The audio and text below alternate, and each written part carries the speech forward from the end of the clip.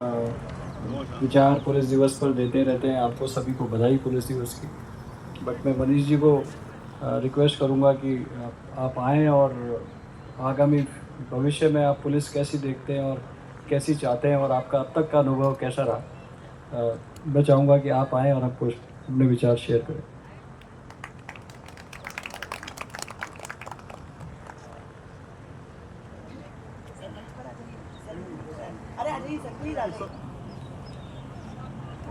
माननीय SP sir, thank you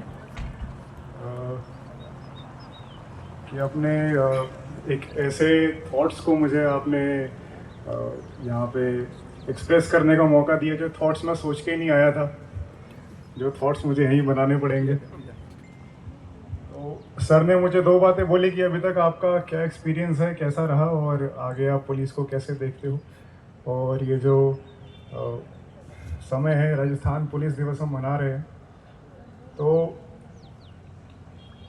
बहुत simple तरीके से अगर मैं बोलूं तो जब आदमी बहुत परेशान होता है, बहुत ही ज़्यादा परेशान होता है, तो केवल वो दो लोगों को याद करता है। या तो वो भगवान को याद करता है या तो वो पुलिस को याद करता है। इन दो के अलावा उसके पास और कोई तरीका नहीं है। और भगवान दिखते हैं नहीं दिखते हैं, वो एक ऐसी शक्ति है जिसको हम इतने इजीली परसीव नहीं कर सकते। बट पुलिस जो है वो हर कोने कोने में, हर जगह दिखती है।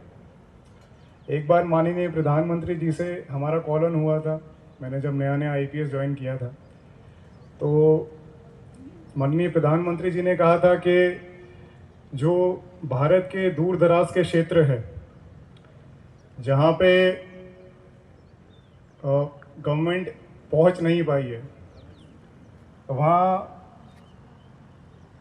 गवर्नमेंट के बहुत सारे इंस्टीट्यूशंस होते हैं, जैसे एडमिनिस्ट्रेशन है, मेडिकल डिपार्टमेंट है, हमारा बिजली विभाग है, अलग अलग विभाग है। लेकिन लोगों को सरकार की प्रेजेंस तभी फील होती है जब वहाँ पर पुलिस पहुँचती है, जब वहाँ पे खाकी पहुँचती है। और ये जो हमारा प्रोफेशन है, बड़ा ही नोबल प्रोफेशन है। मेरी नज़रों में ये दुनिया का सबसे इम्पॉर्टेंट प्रोफेशन है, क्योंकि ये प्रोफेशन ऐसा है जो किसी भी प्रोफेशन का कोई भी लेना देना हो, हमारा काम पड़ता ही पड़ता है। आपको हॉस्पिटल में कोई इशू हो गया, वहाँ पे ये पुलिस को बुलाएंगे। किसी को अतिक्रमण हटाना है, वहाँ पे पुलिस को बुलाएंगे। कोई भी प्रोफेशन ऐसा नहीं है जो पुलिस से अछूता हो।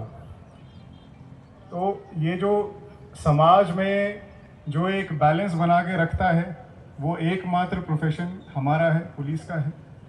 सड़क पे लोग चलते हैं, सुरक्षित महसूस करते हैं, तो वो केवल इसीलिए महसूस करते हैं कि उन्हें पता है कि आगे जाऊंगा सड़क पे मुझे दो खाकी में लोग खड़े हुए मिलेंगे, या इन केस कुछ होगा तो मैं फलाने थाने में जाके अपनी रिपोर्ट लिखवाऊंगा। तो ये प्रोफेशन है, बहुत ही नोबल प्रोफेशन है।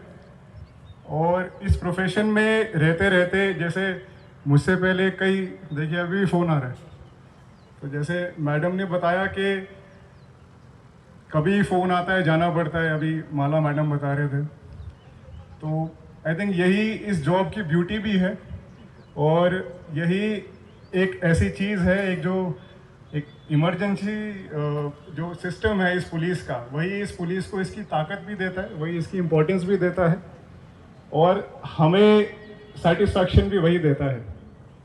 कुछ लोग बोलते हैं कि पुलिस हमेशा काम करती है, 24 घंटे काम करती है, फेस्टिवल्स नहीं हम मना पाते, विच इज़ वेरी ट्रू। जब से मैंने आईपीएस ज्वाइन किया, मैंने एक भी फेस्टिवल अपनी फैमिली के साथ नहीं मनाया। हर फेस्टिवल पे हम लोग सड़क पे खड़े रहते हैं। हम लोग ये इंश्योर करते हैं कि दिवाली ठीक से मने, होली ठीक से मने।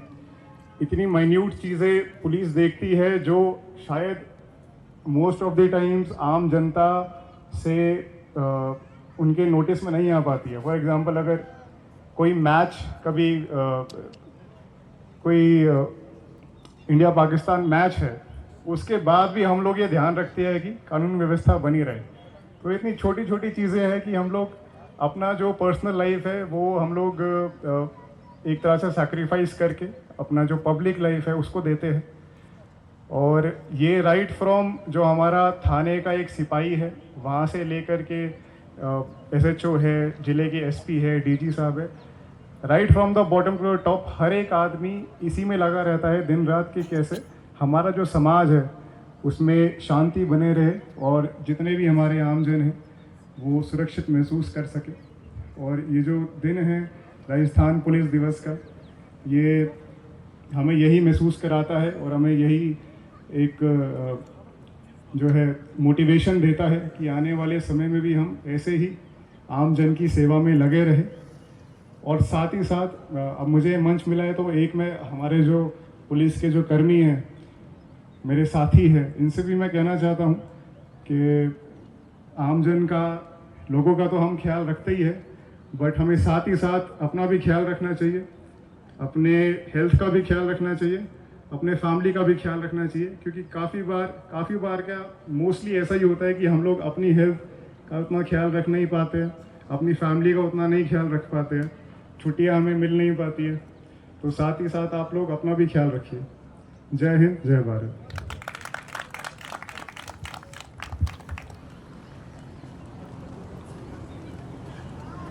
खूब सर,